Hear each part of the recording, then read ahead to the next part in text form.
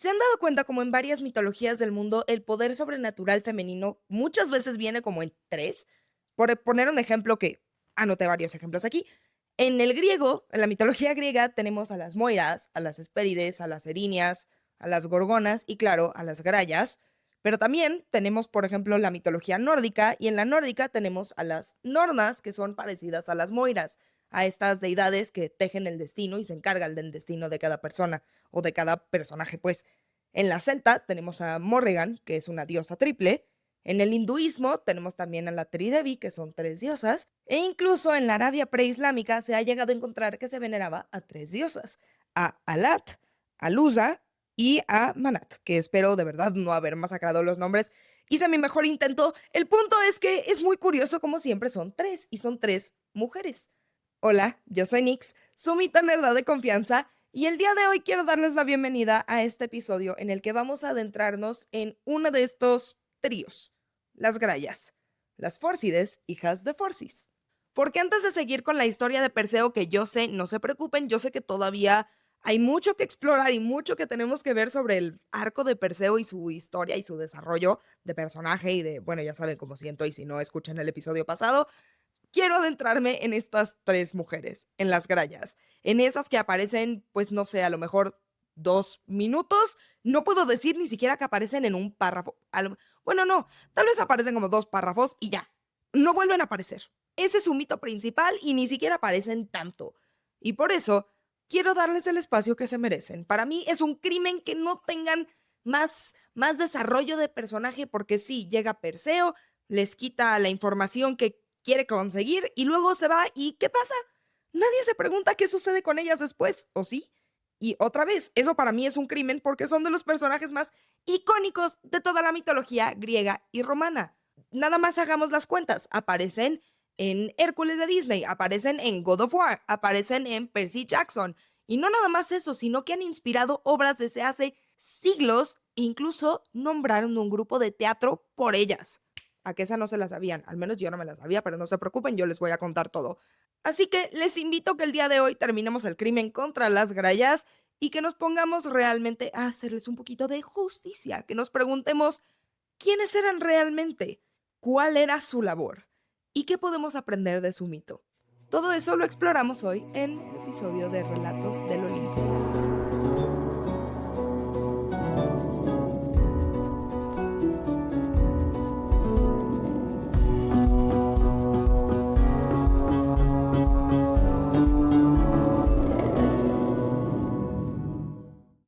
Minisodio: las Grayas, las que compartían un ojo y un diente.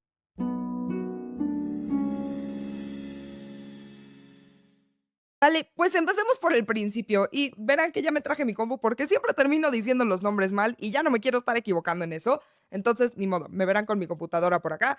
Las Grayas. ¿Quiénes eran? ¿Quiénes son? El nombre griego de las Grayas es Grayai y este significa las viejas o las grises. ¿Por qué? Porque como podrán imaginarse, son viejas. Son tres ancianas, tres hermanas. Y estas tres hermanas eran Deino, la terrible, Enio, la guerrera, y Penfredo, la destructora. Aunque dependiendo de quién leas y dependiendo de la fuente y dependiendo de la época, como ya lo sabemos todo el tiempo, va a depender de si en realidad son dos o tres. Generalmente pensamos en tres hermanas, pero la fuente más antigua que tenemos solamente dice que son dos. Este es Hesíodo. Y Hesíodo menciona solamente a Penfredo y a Enio. Si hacemos un salto en el tiempo y nos vamos a textos de Apolodoro, vamos a encontrar que él agrega a Deino como la tercera. Y luego también encontramos a otros autores como Higinio, que decide que no, que sí, que son tres, pero que no son esas tres, que en realidad sí son Penfredo y Enio, se queda como con las originales de Hesíodo, pero dice que en realidad la tercera se llama Persis, aunque sí reconoce que hay otras personas, pues, que le dicen Deino. Entonces, Persis y Deino son la misma y aparecen mucho después, pero las primeras son Penfredo y Enio. No importa. Lo que sí es consistente en todas estas versiones es que las Grayas son hijas de dos deidades preolímpicas y primordiales que son Forcis y Seto. Tanto Forcis como Seto son deidades marítimas, y por eso mismo se cree que las grayas, así como varios otros hijos e hijas de Forcis, son personificaciones del mar. Y no nada más eso, sino que también como son preolímpicas y primordiales, significa que están aquí en esta tierra desde antes que llegara Zeus e hiciera todo su merequetengue y decidiera sentarse en el trono a reinar. Todo eso, ya saben lo del primer episodio. Forcis y Seto, al igual que muchas de las deidades griegas y romanas, pues les gustaba aquí andar poblando la tierra. Y estas tres no son el único trío de hermanas que existen y que pues son hermanas entre sí, sino que las grayas también son hermanas de las gorgonas, que hemos estado hablando mucho sobre ellas, son las de los pelos de serpiente, las de Medusa y sus otras dos hermanas, y las Hespérides, que son ninfas que custodiaban un jardín que estaba por el norte de África. Y es muy curioso cuando pensamos dentro del mundo de la mitología griega en el norte de África y otros lugares del mundo que realmente no son como las polis helenas, porque como podrán acordarse, para los griegos el mundo era plano y esto significaba que pues sí, llegaban y reconocían que estaban, por ejemplo, las costas del norte de África, pero dentro de su lógica llegaba a un punto donde ya no existía nada. Y tanto las Hespérides como las Gorgonas y las Grayas vivían en estos confines de la Tierra. Vivían en tierras lejanas, alejados de la civilización y de los humanos, pues. Y esto lo sabemos, por ejemplo, por otros poetas como Esquilo, que menciona que ellas vivían en un lugar donde no llegaba la luz, en los confines del mundo, pues, fuera del centro humano. Pero es muy curioso porque no las pone tan lejos como para ser consideradas deidades del inframundo como otras, como las Moiras, por ejemplo, pero sí están lejos de la civilización como para considerarse parte de ella. O sea, no son deidades del inframundo, pero, aquí es un pero y es un pero muy chiquitito, pero es un pero, podrían llegar a considerarse deidades ctónicas, que es una palabra muy bonita, que se siente muy bonito decirlo, ctónico. En fin, dependiendo de cómo interpretes lo ctónico, es si las grayas llegan a caber dentro de esta descripción o no. Porque muchas veces esto llega a usarse como un sinónimo de oscuro y perteneciente del inframundo, pero no es tan sencillo como tal. Varios estudiosos de la religión helénica llevan siglos peleándose por esto, varios clasicistas se han peleado siglos por esto mismo. La definición más estricta dice que lo ctónico significa específicamente dioses o diosas asociadas con las almas de los muertos. Esto se refiere como a Hades, Perséfone, Hécate o Hermes incluso, que es quien los lleva al inframundo una vez que ya las almas perecieron en esta tierra. Entonces, pues esto sería como lo ctónico en su sentido más estricto y más puro. Pero no nada más significa eso, sino que también está relacionado con lo que es perteneciente a la tierra, a lo que viene de la tierra, a los minerales o incluso a la agricultura. Y por eso también tenemos a deidades como Demeter que se consideran como ctónicas. Y por eso, bajo este criterio, bajo esta definición, las grayas como tal no califican, no serían ctónicas. Pero podemos encontrar como un pequeño loophole dentro de esto mismo, que es que Ovidio dice que se ubican debajo del monte Atlas, que no les voy a explicar ahorita dónde está el monte Atlas ni qué onda con eso, sino que eso viene en el próximo episodio en el que vamos a terminar de hablar de Perseo, pero para este punto es muy interesante que Ovidio las define como que viven debajo del monte Atlas, porque para este punto de la historia, realmente cuando todavía no aparece Perseo, Atlas es un titán, no es un monte. Ya les di un pequeño spoiler, pero ni modo. Solamente lo sabrán si escuchan este episodio. Si no escuchan este episodio, si no escuchan los minisodios, se pierden de información importante y adelantos. Hoy mi déficit de atención está mucho más potente que otros días. En fin, entonces, si ubicamos a las grayas como que viven debajo del monte Atlas y que lo ctónico se refiere también a lo perteneciente a la Tierra, a lo que se encuentra debajo de la Tierra, pues sí, las grayas podrían llegar a caber sobre lo ctónico y podrían ser deidades ctónicas o espíritus ctónicos, pero yo no lo sé y ya dije ctónico muchas veces, pero es que me gusta mucho cómo se dice esta palabra, ya se los dije. Yo no las considero ctónicas, pero eso no significa que ustedes no lo pueden considerar así. Realmente para mí lo más honesto sería decir que las grallas son de esas deidades o criaturas que en la antigüedad no se tenía una categoría muy específica para definir. No son parte ni de las olímpicas, ni son monstruos como tal, ni son heroínas, ni son diosas primordiales, ni son ctónicas, son simplemente deidades y criaturas que existían antes de que el mundo tuviera reglas, cuando apenas estaban empezando a surgir las reglas de este mundo. Son simplemente deidades que vivían en el umbral.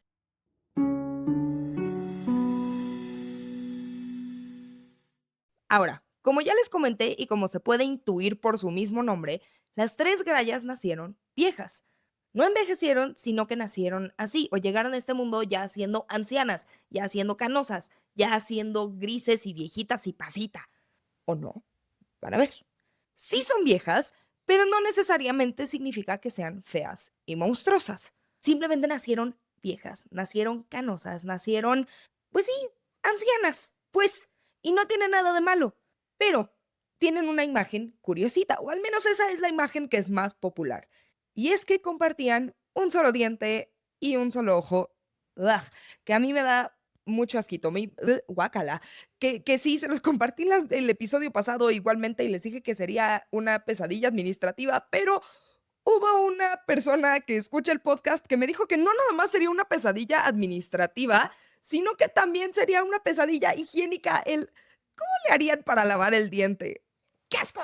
Que fun fact, yo le tengo mucho miedo al dentista, yo le tengo fobia al dentista y probablemente creo que la última vez que lloré en el dentista fue cuando tenía 20, 21 años. No sé cuándo me sacaron las muelas del juicio, pero sigo teniendo de vez en cuando ataques de pánico en el dentista. Entonces se podrán imaginar por qué compartir un solo diente y la parte higiénica de los dientes es una pesadilla personal para mí, mía, Nicole. Y en las grallas, no sé cómo le hacían. Yo creo que nada más porque no tenían dentista en esas épocas, porque sí, sí, qué asco. El diente sin la... En fin, siguiente. Dejemos de hablar de esto. Esa es la imagen que más conocemos, la imagen de las tres viejitas que comparten un diente, que comparten un ojo y que se lo van turnando y que ahí se van peleando, pero esta no es la única imagen que existe. Ah, ¿verdad? Cosas que uno se entera investigando para el podcast. Hesíodo no las describe así. Sí, dice que son canosas desde que nacieron, pero que tienen hermosas mejillas y de hecho alabó sus vestimentas, tanto de Penfredo como de Enio. Pero esta no es la única versión que se sale de lo monstruoso y de lo horrible. De hecho, Esquilo presenta una versión completamente diferente de las grallas. Él dice, de hecho, que eran monstruos con forma de sirena, con cabeza y brazos de ancianas y que tenían cuerpos de cisnes. No sé cómo funciona esa clase de alebrije, yo no me la puedo imaginar. A lo mejor ustedes sí.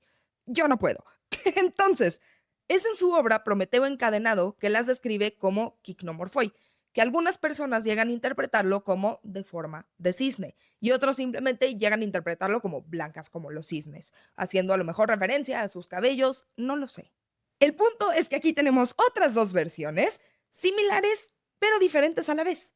E incluso se dice que el papel real de las grallas era ser guardianas, no del inframundo como otras criaturas, pero guardianas de sus hermanas, guardianas de las gorgonas.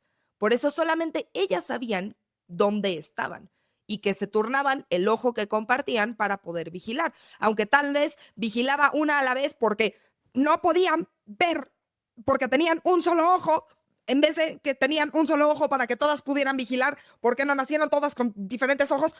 ¡Ah! Cualquiera que sea el caso, las grallas parecen ser parte del viaje del héroe Perseo, parte fundamental de su transformación a ser un héroe. Y que sin el conocimiento de las grallas, Perseo no hubiera podido dar con las gorgonas.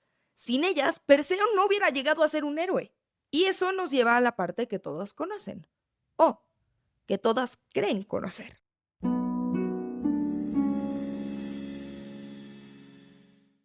La imagen del diente y del ojo compartido parece ser un detalle tan insignificante y tan extraño que es muy fácil pensarlo como una cosita curiosita, nada más como para agregarle sazón al mito y ya, pasar adelante, seguir adelante y no ponerle mucha atención. Pero si lo hacemos al revés, si realmente nos sentamos a ver qué significa esto, tiene mucho sentido. Verán, las grallas, como guardianas de las gorgonas, tenían que implementar un sistema y mecanismos que pudieran funcionar para proteger a las gorgonas, incluso si tenían estos recursos limitados, siendo el ojo y el diente. Entonces, ¿cómo le hacían? Mientras una descansaba, las otras vigilaban y defendían. Una descansaba, una veía con el ojo, vigilaba, y la otra defendía con el diente. El ojo se iba rotando, era una vigía rotativa sin fin, y el diente funcionaba de igual manera. Eso indicaba quién tenía el turno de defender, de morder, de comer o de ser feroz. Que si recordamos los nombres de las mismas grallas, regresamos a un mito que nos dice que estas son criaturas con las que no te querías meter. Eso quiere decir que no era monstruosidad por monstruosidad. No era nada más vamos a ponerlas ridículas y feas por ponerlas ridículas y feas, sino que todo era parte de un sistema. Todo tiene su propia lógica. En la antigua Grecia se utilizaban figuras como ellas para explicar lo inexplicable, para explicar desde lo olímpico hasta lo civilizado y lo que quedaba fuera de ello. Pero al mismo tiempo servían como una prueba para establecer los mismos valores de la sociedad y las figuras que moldearían los valores de la sociedad, es decir, los héroes. Y en este caso, Perseo no hubiera podido convertirse en un héroe sin las grallas. Porque sin un obstáculo no hay un héroe. Y no nada más es un obstáculo, sino que son varios repetidos a lo largo del mito. Las grallas son simplemente uno de ellos. Pero para quien no se acuerda de la historia de Perseo o simplemente llegó a este episodio por casualidad sin contexto alguno, ahí les va un pequeñito resumen. Perseo era hijo de Zeus y Danae, una princesa que había sido encerrada por su propio padre para que no tuviera hijos. Que spoiler, no funcionó. Después de un rato, Perseo creció lejos de su abuelo y con su madre, y ahí un día llegó el rey llamado Polidectes. Polidectes se quería casar con Danae y Perseo dijo, no, con mi mami no te metes, yo voy a hacer lo que sea para poder salvarla, y entonces tenía que conseguir la cabeza de la gorgona Medusa porque es lo que Polidectes le había pedido para poder salvar a su mamá del matrimonio forzado. Pero ¿qué creen? No sabía dónde estaba Medusa, no sabía ni siquiera quién era Medusa. Y solamente habían 3 criaturas que le podían decir en dónde estaba. Y estas criaturas eran las grallas. ¡Tará! ¿Qué sucede? Llega Perseo. Después de ser guiado por otras deidades del Olimpo, llega por fin con las grallas. Y una vez que está con las grallas, se acerca con ellas y les dice, oigan, aquí, de compas, de buena onda, ¿dónde están las gorgonas? ¿Dónde está Medusa? Pero las grallas no le iban a creer a un nadacaberiento que no sabía ni siquiera de dónde llegó, ni de dónde vino, ni qué es lo que quería, ni qué es lo que buscaba, y menos cuando su trabajo era proteger a las gorgonas. Entonces le dijeron, no, yo no le voy a dar nada de información. Perseo se vio enfrentado entonces a una situación bastante complicada. ¿Cómo le iba a hacer para conseguir la información que tenía que conseguir y poder salvar a su mamá? En ese momento se dio cuenta que las grallas compartían el ojo y el diente. Y se fue. Y esperó, y esperó, y esperó. Empezó a jugar el juego de la paciencia. Y le funcionó, porque llegó el momento en donde se tenían que cambiar el ojo. Una gralla se lo quitó, y cuando se lo iba a pasar a una de sus hermanas, llegó Perseo corriendo y se lo arrebató. Las grallas entonces entraron en un pánico porque Perseo no nada más les había quitado su único ojo, sino que les había quitado su herramienta de trabajo, su razón de ser. Sin ver, no podían proteger. Entonces Perseo les dijo, tranquilas, no se preocupen, no soy tan malo. Les dijo, de hecho, yo no soy malo. No les dijo nada, pero esto yo me lo estoy inventando.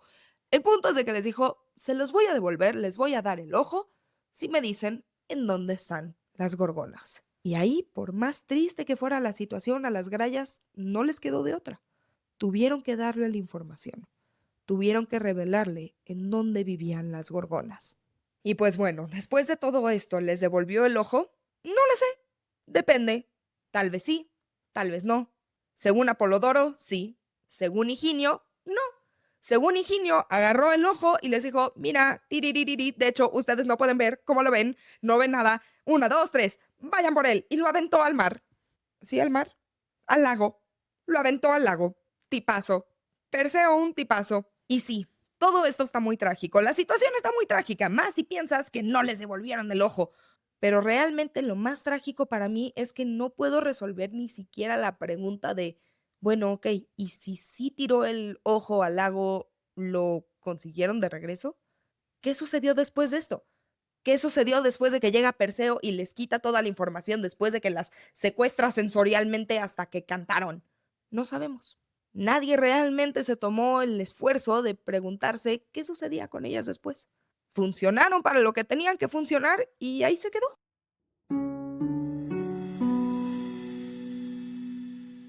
Y por fin, para mí, llegamos a la parte más valiosa de todo el episodio.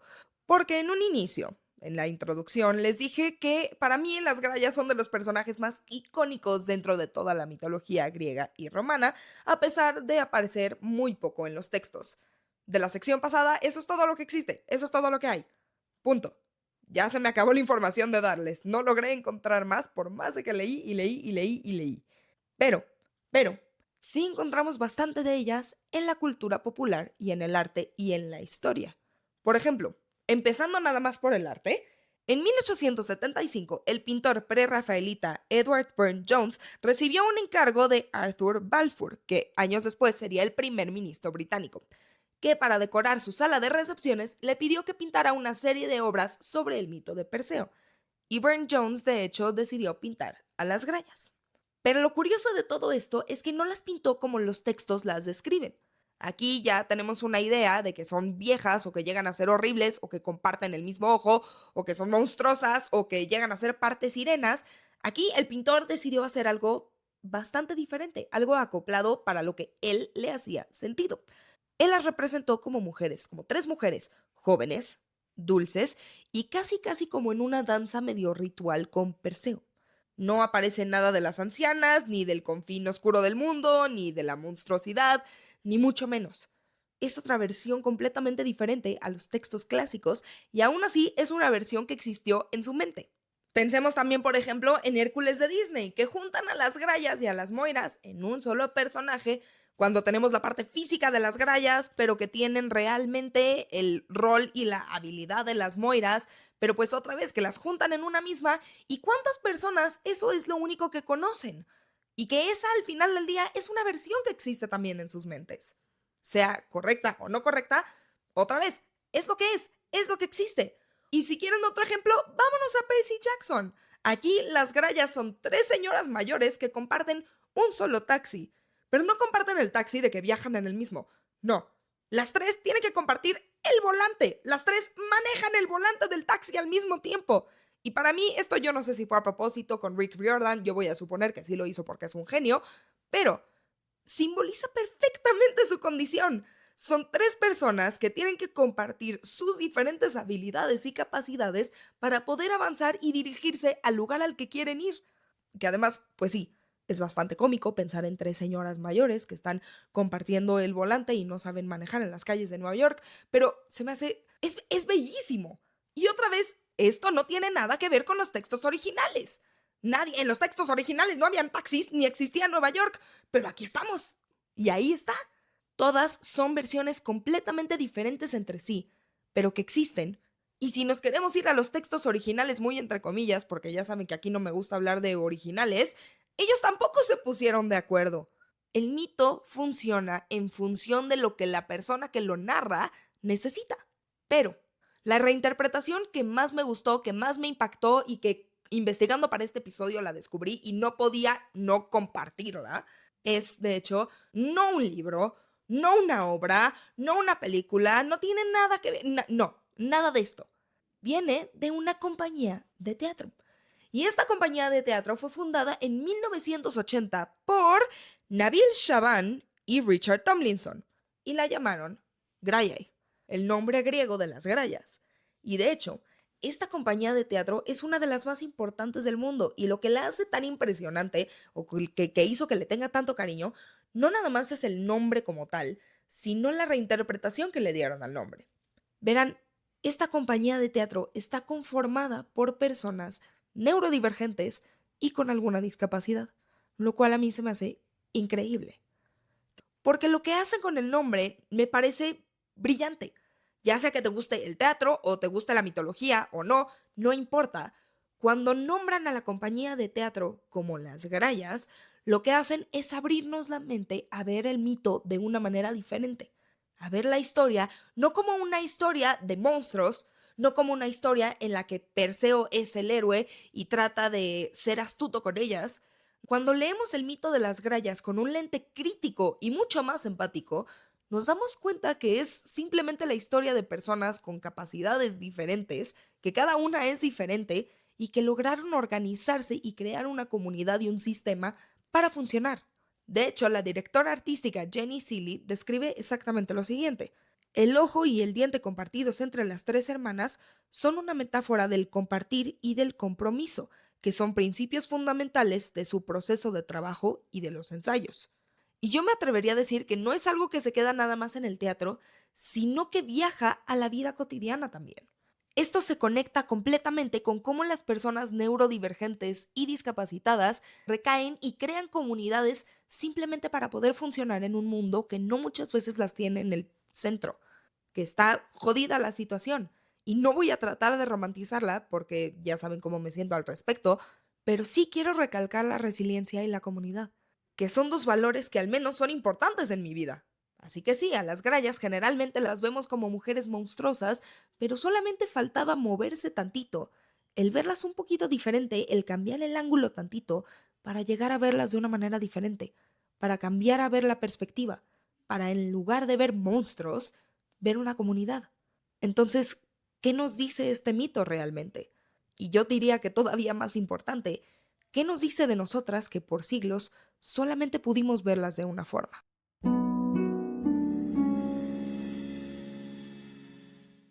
Entonces, sí, ¿qué o quiénes eran las grallas? No es una respuesta simple. A pesar de que no aparecen mucho en la mitología, la respuesta es sumamente complicada. Hay varias. Son hijas del mar y de lo primordial, son cisnes, son sirenas, son monstruos, son viejas, son jóvenes, son horribles y son las de las hermosas mejillas. Son dos, son tres. Son las guardianas que llevaban en esta tierra siglos antes de que siquiera Perseo apareciera. Realmente el mito nunca se puso de acuerdo sobre ello y quizá esa es la razón por la que siguen apareciendo tanto y de tantas formas diferentes. Tanto en pinturas victorianas que rechazaban lo grotesco de su naturaleza, como en películas animadas o en las calles del tráfico de Nueva York o en escenarios de teatro. Que eso no es poca cosa para tres personajes que aparecen en la mitología muy generosamente, como máximo 2 párrafos. Lo cual nos dice algo muy importante sobre cómo sobreviven los mitos. No sobreviven porque sean consistentes o porque sean perfectos, sobreviven porque cada época puede agarrar lo que necesita ver, porque son el conducto a lo humano, donde algunos vieron comedia, otros vieron belleza, algunos vieron absurdo y otros vieron comunidad y resistencia. ¿Cuál es la lectura correcta? No lo sé. Ese es exactamente el punto. Todas, ni una. Lo que sí me quedo pensando y la pregunta que se queda al aire es, ¿qué sucede con ellas después de que Perseo se va? Nadie lo sabe, nadie lo contó. Él siguió su camino para volverse un héroe y ellas se quedaron en los confines de la tierra, sin luz, sin ojo y sin respuestas, sin que nadie preguntara sobre ellas. Y por eso yo creo que las grallas se merecían su propio episodio, o minisodio, al menos. Y aunque haya sido un episodio corto y sin mucha información realmente, espero que haya traído un poquito más de justicia a su mito y cómo lo vemos. Y como no me queda nada más que decir, les agradezco un montón por estar aquí conmigo en otro episodio más de Relatos del Olimpo. Yo soy Nix, su mito nerda de confianza, y si no me tengo que ir a buscar a las grallas porque no sé dónde estarían, nos escuchamos a la próxima. Bye bye.